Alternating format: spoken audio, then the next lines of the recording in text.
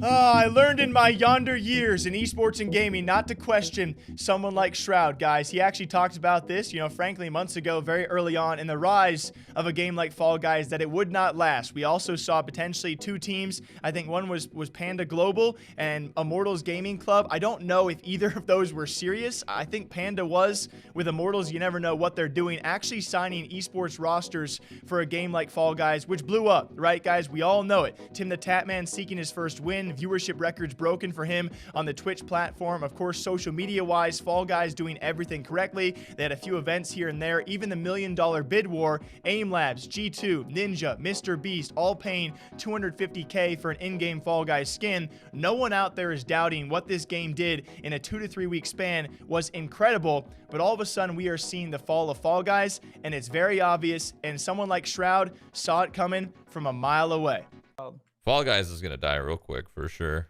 After playing it, there's no way it'll be any more exciting for any longer unless they add maps quickly. If you don't believe a guy like Shroud, maybe you'll believe other top figures out there. I mean, a couple of the biggest gaming creators out there in the YouTube space and in general, that being Vicstar and Muzelk. If you guys have not checked out the Watch Time podcast with Muzelk, does an amazing job, talked with some amazing people. One of those people was actually Vicstar as well in the past week or so. They also have talked about the fall of Fall Guys. It gives me the confidence to drop the original, but sometimes I'll start going into a different game and I'll see that there's no or the interest dies after a week, and then yeah, I've come back. Good example, Fall Guys. I made like 3 Fall Guys videos during like 2-3 weeks ago, and they absolutely blew up, 1 million views, more than all my Warzone content. Yeah, but then the third, it was diminishing returns each time.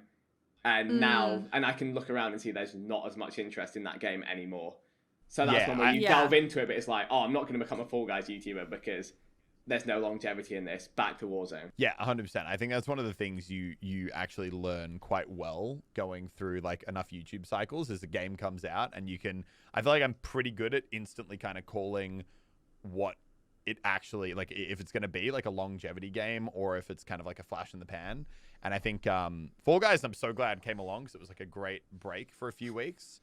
It's a good week and a half.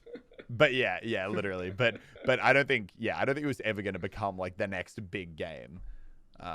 But yeah, it was definitely a fun little break. It just seems, I mean, it seems obvious at this point, right? At this point in time, 2020 has already been so weird. There are now also, on top of that, so many games to choose from. For one game to remain dominant truly almost has to be a miracle. At least that's how I feel. And also with this, the rise of very similar looking creatures in a completely different game, a game that's been around for a couple of years, but all of a sudden has sparked around the entire streaming, whether it be the Twitch or YouTube space, videos, streams, content creation, personalities all alike playing this game. That not being Fall Guys, that being Among Us. And I'm sure you knew I was going to say it. That has to be a game that is starkly taking away the viewership that once went to Fall Guys, is now with Among Us. And I mean, everyone is blowing up about this. If there's not a video on this channel yet, I have one planned for the future. I could name so many creators whose viewership has doubled, tripled, in some cases quadrupled with this game alone. We got Courage, Sakuno, Mr. Fruit, Valkyrie.